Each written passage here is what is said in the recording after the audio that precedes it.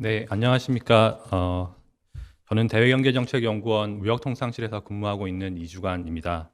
오늘 농업농촌의 길 2021에서 동아시아 통상질서의 변화와 그 시사점에 대해서 여러분께 말씀드릴 수 있는 기회를 가지게 되어 대단히 영광으로 생각하고 있습니다.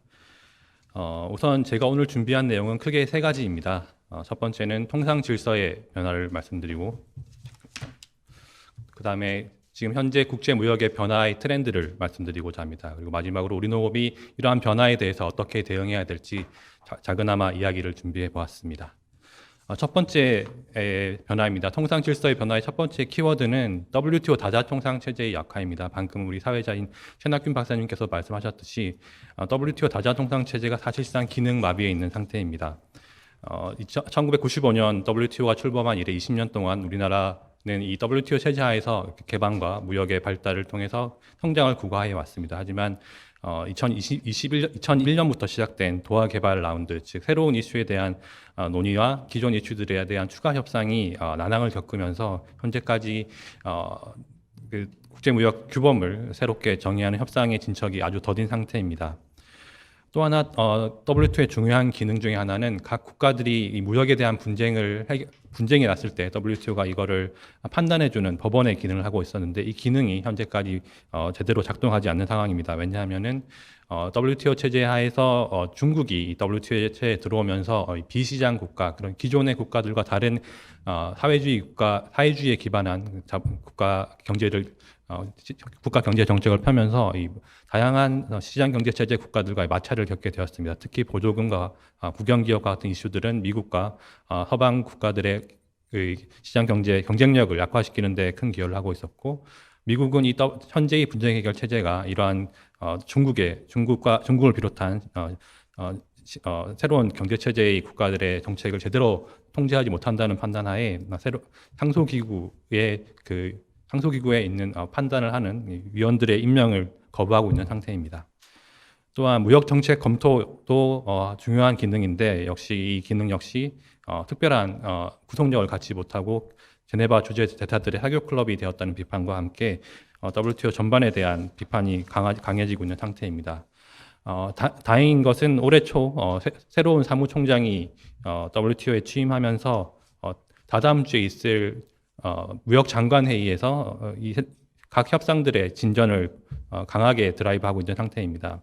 물론 여전히 중국과 미국과의 관계가 좋지 않고 각 이슈별로 개도국가 선진국의 입장이 갈리면서 어느 하나의 이슈도 확실하게 결론이 날지 의문인 상태이기 때문에 앞으로도 다자통상 체제가 단기간에 회복되리라는 것은 좀 전망하기 힘든 상태입니다. 두 번째 키워드는 세계적으로 보호무역주의가 강화되고 있다는 점입니다. 2008년 이후 각국의 경제가 침체 상태에 이르렀고 각국의 경제를 부양하고 또 산업을 보호하기 위해서 다양한 조치들이 취해지고 있습니다. 이 그래프에서 보듯이 빨간 선은 무역에 방해가 되는, 무역을 저해하는 조치들인데 최근까지 급속도로 그 조치들의 숫자가 증가하고 있고 반대로 무역을 자유화하는 조치들의 숫자는 급격하게 감소하는 추세를 보이고 있습니다.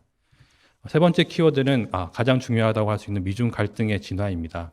첫 번째 이 미중 갈등이 벌어졌던 것은 단순하게 미국의 무역 수지 적자가 커지면서 이것을 만회하고자 하는 움직임이었는데 이것이 미국과 중국이 점점 갈등이 심화되고 특히 미래 사회의 핵심 산업, 핵심 기술에 대한 패권을 가지려는 움직임으로 기술 패권으로 전이되면서 반도체 그리고 AI, 자율주행 등 다양한 분야에서 이 무역 갈등이 심화되고 있습니다. 그리고 현재로는 미국을 중심으로 한 서방 선진국과 이 중국을 바탕으로 한 개도국 간의 갈등의 양상으로 이 국면이 전환되고 있으면서 점점 더 국제무역에 있어서의 불확실성이 크게 증가하고 있다고 볼 수 있습니다.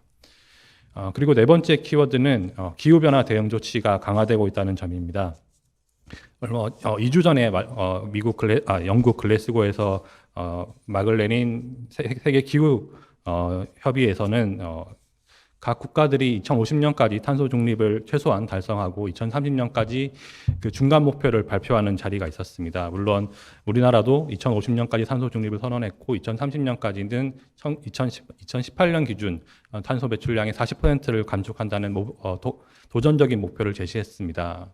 우리나라는 상대적으로 이렇게 모범적으로 이렇게 이러한 국제 협력에 참여한 반면에 중국은 그 시진핑 주석이 참석하지 않았고 또 지금 합의된 석탄 발전에 대한 폐지에 대해서는 미국과 중국, 인도가 반대를 표시하면서 이 국제 협력에서도 그 기후 변화에 있어서의 국제 협력도 상대적으로 기대한 바와 같은 성과를 내지 못한 것으로 나타나 있습니다. 하지만 이 각 국가, 특히 EU를 중심으로 이 기후 변화 대응에 대해서 강하게 정책을 추진하면서 이것이 무역에도 영향을 미칠 것이라고 전망되고 있습니다. 특히 EU가 최근에 제시한 1990년 대비 탄소 배출을 55%까지 감축하기 위한 정책의 일환으로서 탄소 국경 제도라는 것을 들고 나왔습니다. 이것은 EU로 들어오는 상품에 대해서 상품이 생산되는 과정에서 배출된 그 탄소에 대해서 가격을 부과하겠다는 것입니다. 이렇게 되면은 당연히 탄소 배출을 많이 하는 생산 공정을 가진 국가들은 EU로 수출하는데 경쟁력이 떨어지는 현상이 나타나게 될 것이고, 상대적으로 탄소 배출의 탄소 정책을 강하게 규제해서 탄소 가격이 높고 생산 과정에서 탄소를 줄이는 산업 구조를 가진 국가들에 있어서는 경쟁력이 높아지는 그러한 방식으로 무역에 영향을 주는 조치들이 있을 것이라고 예상됩니다. 또한 미국의 경우에도 그 각 국가의 환경 규제가 약한 경우에는 자국 내에 들어오는 상품에 대해서 향후 특별한 관세를 매기겠다는 선언을 함으로써 기후 변화라는 그러니까 명분은 있지만은 실제적으로 자국 내 산업을 보호하거나 혹은 자국 내 무역의 장벽의 조치로 이루어질 수 있는 조치가 등장하고 있다는 것도 주목할 만한 트렌드라고 할 수 있습니다.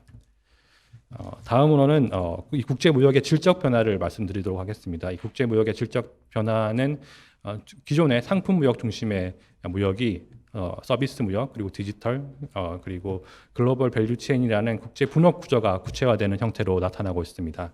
첫 번째 말씀드릴 키워드는 바로 서비스화입니다. 질적 변화의 서비스화는 상품 무역이 과거에 더 많았다면은 2011년을 그래프상에서는 2013년을 기준으로 서비스 무역의 비중이 더 커지는 현상을 볼 수 있습니다. 이러한 현상은 디지털 기술이 보편화되던 2010년을 기준으로 점점 더 그 격차가 벌어지면서 서비스 무역의 중요성이 커지고 있다는 것을 알 수 있습니다. 다음 트렌드는 디지털 사회로의 급속한 전환입니다.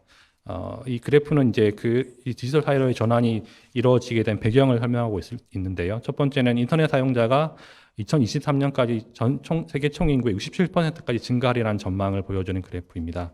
이러한 급격한 인터넷 사용자의 확대와 그리고 이러한 인터넷에 접속할 수 있는 1인당 네트워크 기기가 2018년 기준 2.4대에서 2023년 3.6대까지 증가하는, 즉 개인이 휴대폰 그리고 컴퓨터 그리고 TV 같은 그 IoT 기술이 적용된 사물 인터넷까지 확장되면서 언제 어디서든 인터넷에 접속할 수 있고, 그럼에 따라서 사람들의 소비 패턴도 전자상거래를 이용한, 그러니까 실제 그 오프사이트에서 오프라인에서 소비를 하는 것보다 온라인에서 소비를 하는 것이 점점 더 증가하고 있는 트렌드가 나타나고 있다고 할 수 있습니다. 국제무역도 이러한 트렌드를 반영하여서 급속하게 디지털화된 서비스가 무역에 차지하는 비용이 증가하고 있습니다.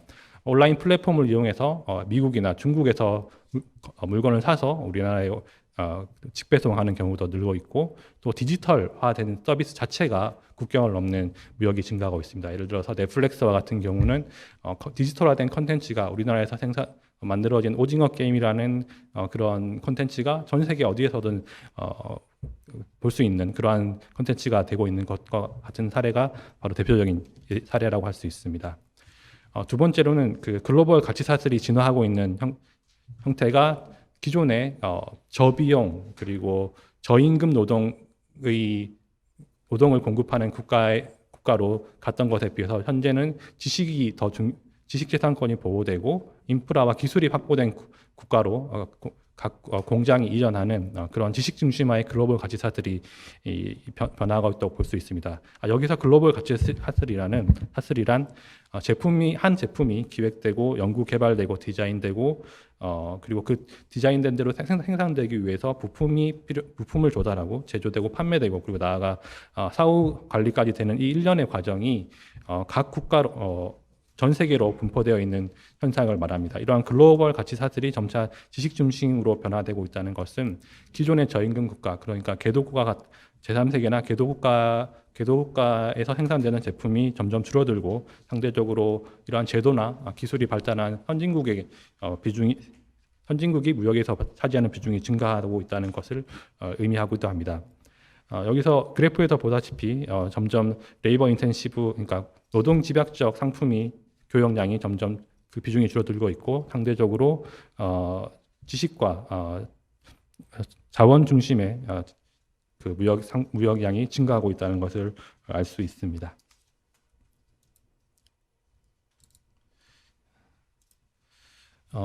그래서 기술 혁신 자체가 이 GBC의 전체 비용 구조를 바뀌고 있다는 것을 말씀드리고 있고, 다시 한번 기술과 지식이 중요하다는 의미가 이 그래프에서 나오고 있습니다. 그리고 또 하나의 특징은 지역화라는 것입니다. 전 세계 이 글로벌 가치 사슬이 전 세계에 퍼져 있던 상황에서 중국이 빠르게 성장하면서 중국을 중심으로 한 글로벌 밸류 체인, 그러니까 빠르게 비중이 증가하고 있습니다. 상대적으로 아시아나 북미 지역 간의 무역과 부가가치의 증가량은 작은 반면에 아시아 지역의 부가가치 성장이 크다고 볼 수 있습니다. 다음으로는 특히 이 중국을 중심으로 GBC가 확산되는 배경에 중국의 움직임이 중요하다고 볼 수 있습니다. 최근 들어서 타결된 RCEP과 그리고 중국이 향후에 CPTPP나 대파와 같은 새로운 무역 협정에 가입을 신청하면서 중국이 이 세계 경제 블록의 중심으로 다시 도약하려는 강력한 움직임을 확인할 수 있습니다. 다음으로는 시사점입니다. 지금 제가 앞서 말씀드렸던 글로벌 통상 질서와 국제 무역의 질적 변화를 요약해 보자면은 우선 다자 체제가 위기에 빠졌던 것이고, 그리고 각국의 보호 무역주의가 활발하게 지속되고 있다는 것이었고, 세 번째로는 미국과 중국과의 갈등이 심화되는 것이었고, 네 번째로는 기후변화 대응 조치가 무역에도 영향을 미치게 될 것이라는 의미였습니다. 그리고 다섯 번째는 국제무역의 서비스 디지털화가 심화되면서 이를 적극적으로 활용할 필요가 커졌고, 그리고 GBC 자체가 진화한다는 내용이었습니다. 각각의 이 정책적 도전 과제에 대해서 우리나라 농업이 어떻게 대응을 해야 될까에 대해서 좀 더 고민을 해보았습니다. 첫 번째는 WTO 체제가 약화되는 문제입니다. WTO 체제가 약화되면서 세계 무역이 오히려 이렇게 위축되는 경향이 있을 수 있습니다. 왜냐하면 이 무역을 규율하는 규범 자체가 약화되고 새로운 무역 현상에 대한 규범이 협상을 통해서 도출되지 않음으로써 무역을 규범할 수 있는 바람직한 질서가 확립되지 않기 때문입니다. 그렇기 때문에 WTO보다는 오히려 복수국 간의 협정, 그러니까 서로의 이해가 비슷한 복수국 간의 협정이 오히려 세계 무역을 규율하는 새로운 질서가 될 수 있다는 가능성이 있습니다. 그리고 특히 이 환태평양 경제 동반자 협정, 즉 CPTPP와 같은 복수국 간 협정이 우리나라는 현재 가입을 준비하고 있는 것으로 알려져 있고, 특히 농업에 있어서는 이러한 WTO가 아닌 새로운 형태의 다자간 협정을 통한 개방도 예상되기 때문에 이러한 농업계에서는 이러한 CPTPP와 같은 새로운 형태의 무역 협정에 대응을 해야 할 필요가 있습니다. 두 번째는 탄소 중립 시대에 대한 철저한 준비가 필요하다는 것입니다. 특히 이제 앞으로는 탄소 중립을 위해서 화석연료의 보조금도 폐지가 예상되고, 국경을 넘는 상품에 대해서 생산 과정에서 발생한 탄소에 대해 가격을 매기는 탄소 국경세가 도입될 것으로 예상되고 있습니다. 또한 신재생 에너지가 확대되고, 이에 따라서 저탄소 농업이 기술 발전이 반드시 필요하다고 보여집니다. 따라서 이러한 변화는 저탄소화는 농업과 농촌의 획기적인 변화를 반드시 필요로 하고 있습니다. 이를 위해서 농업은 지속 가능한 농업을 목표로 자원순환형 농업, 스마트 정밀 농업, 그리고 생물학적 기술을 이용한 농업 기술의 적용을 통해서 탄소를 저감하고 생산량을 증가시킬 수 있는 농업의 발전이 필요하다고 볼 수 있습니다. 또한 이 기후변화 대응 자체가 지구적 노력에 국제통상도 궤를 같이 할 수밖에 없기 때문에 무역과 환경 이슈가 대립하는 경우 무역보다는 오히려 친환경적이고 환경을 중심으로 한 새로운 형태의 또 규범이 형성될 수 있다는 점도 고려할 필요가 있습니다. 예를 들어서 환경 친화적인 상품이나 서비스는 그 국경 간 거래가 더욱더 자유로워지고 또 관세가 낮아지는 그런 협정이 지금 계획 중에 있고요. 또 반대로 환경에 부담을 주는 상품이나 서비스의 거래는 강력히 제한되는 현상이 있을 수 있습니다. 그리고 기술 및 지식 중심의 디지털 사회로의 전환에 대비할 필요가 있습니다. 이건 뭐 너무나 당연한 말 같지만은 생산부터 최종 소비까지 이 디지털 기술과 지식에 기반한 서비스화가 반드시 필요하고요. 그리고 현재 우리나라가 체결하고 있는 디지털 무역 협정 체결에도 대비해서 우리나라 농업의 유통 과정에서 온라인 플랫폼을 이용한 농산물 수출, 그리고 해외의 농산물 기술을 이용하기 위한 원격 조정과 같은 다양한 분야의 디지털화가 접목될 수 있도록 대비할 필요가 있습니다. 그리고 국제농업의 협력에도 눈을 돌려야 할 것으로 보입니다. 한국 농업의 기술이 필요한 국가가 많고 이러한 협력을 통해서 향후 우리나라의 농업 기술과 농산물 수출이 확대될 수 있다고 볼 수 있기 때문입니다. 두서없이 말씀드린 것 같지만은 우리나라 농업도 그 디지털화 및 서비스 무역의 확대 흐름에 적절히 타야 한다는 말씀을 마지막으로 드리면서 오늘 제 발표를 마치고자 합니다.